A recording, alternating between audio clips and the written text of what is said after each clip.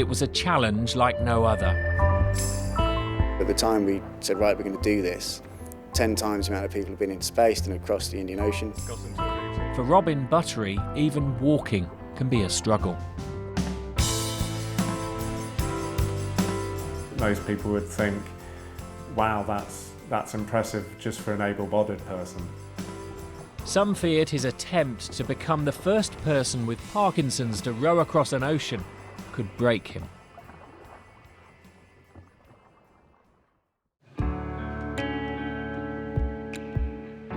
Robin was diagnosed with young onset Parkinson's disease just before his 44th birthday in the summer of 2015.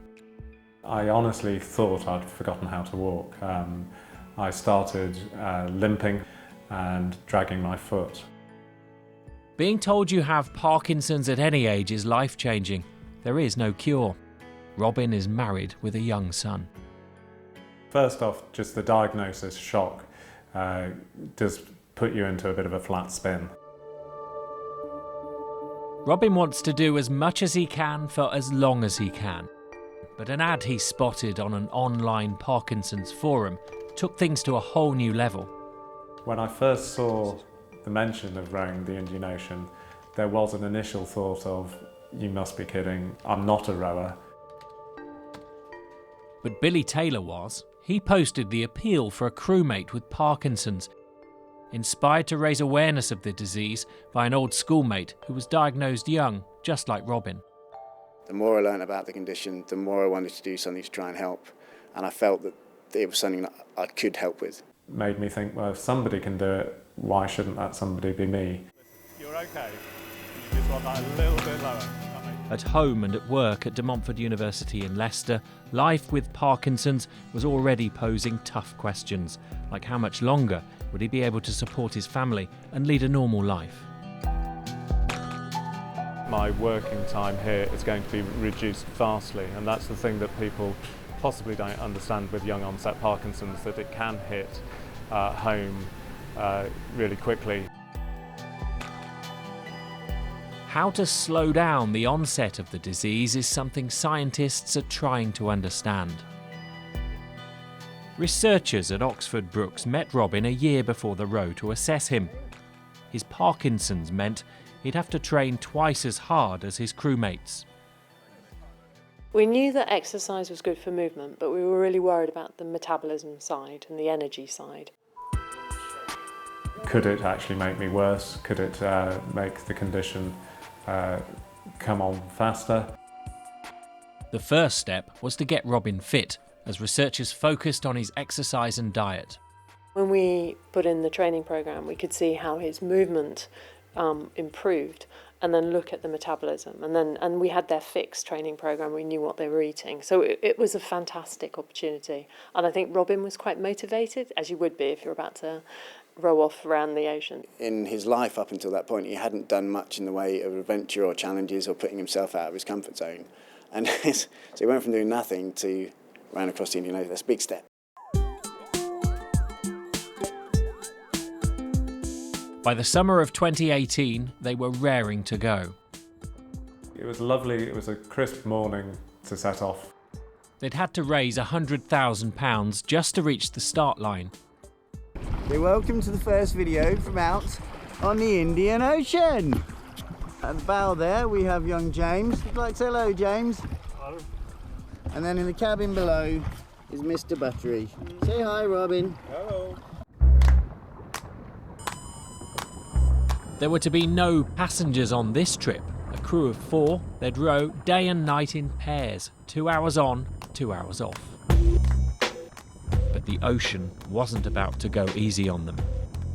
We've seen a beautiful sunrise today, but over here it's looking slightly different. It's considerably darker. It's going to be a storm.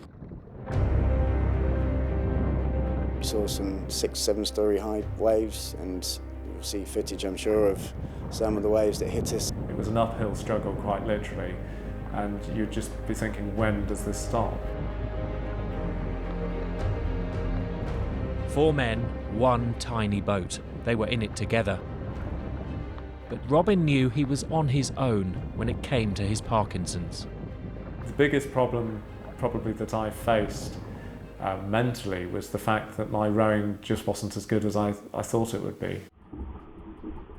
But he never gave up, he must have been frustrated, he must have been, you can't not be, but he never let that sort of shine through. To start off with, I was getting a lot of leg cramps, quite a lot of foot cramps, not so much hands, but those have lessened, and I'd almost like to say they've gone away completely. Unpredictable from one day to the next, the four adventurers rolled with the sea and its many surprises. Wow! It's coming under the boat. The best bit was when two whales actually came over, and they were inquisitive enough to come over and see what we were about. That is insane, look at that. Just sitting there. They were in touching distance, and that is something that few will ever have the experience to see or witness. The four exhausted oarsmen were inching closer to the finish line. We spotted land a good 48 hours, I'd say, before we actually reached it. 70 days at sea and 3,600 nautical miles were behind them. This is the moment Robin entered the record books, the first person with Parkinson's to row an ocean. After a day on dry land, the crew noticed something quite surprising about Robin. He's walking pretty much normally. His limp had gone. 4 months at sea was no picnic for his family either, but it was nearly over. I just want to see that he's in one piece, really, and that he's not too badly damaged physically. But who would spot him first?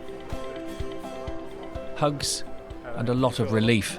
Time to head home. Had all he'd achieved really sunk in? I enjoyed the adventure, but there was a niggling fear that what if it actually made me worse? It hasn't. It has made me better in the short term, and I just feel fantastic for doing it. When you're ready, just walk as you normally would. With their mission complete, it was time for the team at Oxford Brookes to tell Billy and Robin what they'd learned from it. This was probably the most important part of the project for us. It has the potential to improve the life of 10 million people across the globe who've got Parkinson's. So the time we tested you before the row, much better. After the row, you were pretty similar to that training state. So it was the training that had the biggest effect on Robin, not the row itself. So you didn't have to go all that way? Oh, I didn't need to go that far. Oh my God. Understanding how exercise eased some of his symptoms, researchers now have valuable information about what else could help. We could look at maybe drug therapies or dietary therapies to actually see if we could improve the symptoms.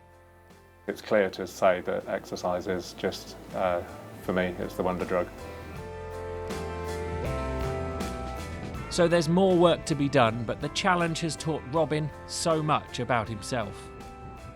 To do this challenge just proves that life doesn't stop. You can still do things, you can still live your life and have a full and meaningful life as well.